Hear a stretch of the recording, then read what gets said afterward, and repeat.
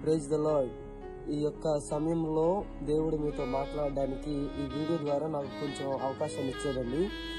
ఈ వీడియోలో మీతో ఒక ప్రాముఖ్యమైనటువంటి మాటలు చెప్పాలనుకుంటున్నాను. కొన్ని మాటలు చెప్పాలనుకుంటున్నాను. సామెతల గ్రంథము 14వ అధ్యాయము 13వ వచనమును చదువుకుందాం. ఒకడు నవ్వుచుండినను హృదయమందు దుఃఖము, సంతోషము తుద వరకు వ్యసనమగును.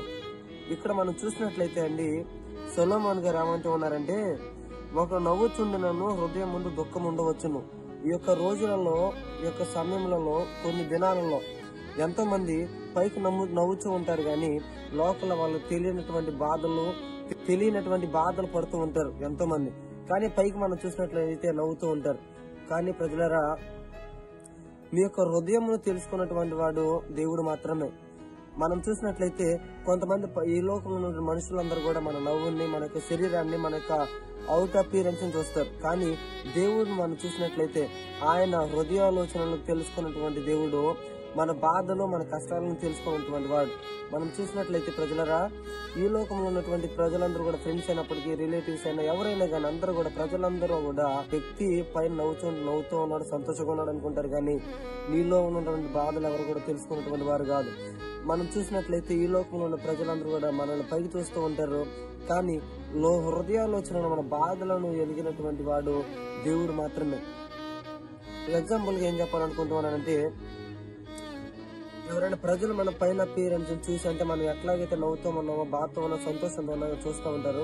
వాళ్ళు ఏం చేస్తారంటే, సంతోషంగా ఉంటే సహాయం చేస్తారు, అదే బాధలు ఉంటే సహాయం చేస్తారు. ఎటువంటి సహాయం చేస్తారంటే, మనతో మాట్లాడతారు, మనతో వచ్చి మంచి మంచి మాటలను, అలాగే మంచి మాటలు చెప్తూ ఉంటారు, మన సహాయం చేస్తూ ఉంటారు. ఎప్పుడైనా అలోన్ గా మనం ఫీల్ అయితే, ఒంటరితనంలో మనం ఉంటే మన దగ్గరకు వచ్చి మాట్లాడుతూ ఉంటారు. ఎందుకంటే మనం రిలీఫ్ ఇవ్వాలని ప్రజలందరూ కూడా అనుకుంటారు. కానీ మన హృదయంలో ఎగ్జాక్ట్లీ ఏదైతే ప్రాబ్లం మనం బాధపడుతున్నామో వారు ఎరగరు. కానీ మనం చూసినట్లయితే దేవుడు మన హృదయాలోచనలు ఎరిగినటువంటి వాడు. ఆయన ఏం చేస్తాడంటే, మన హృదయంలో ఉన్న బాధలను తీసివేస్తాడు, మన హృదయంలో ఆయన సంతోషాన్ని కలుగు చేస్తాడు.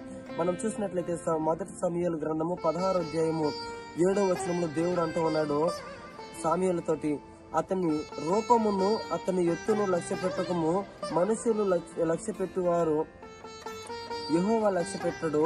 నేను అతని త్రోసివేసి ఉన్నాను, మనుషులు రూపమైనను లక్ష్య పెట్టుదురు గాని యెహోవా హృదయమును లక్ష్య పెట్టును.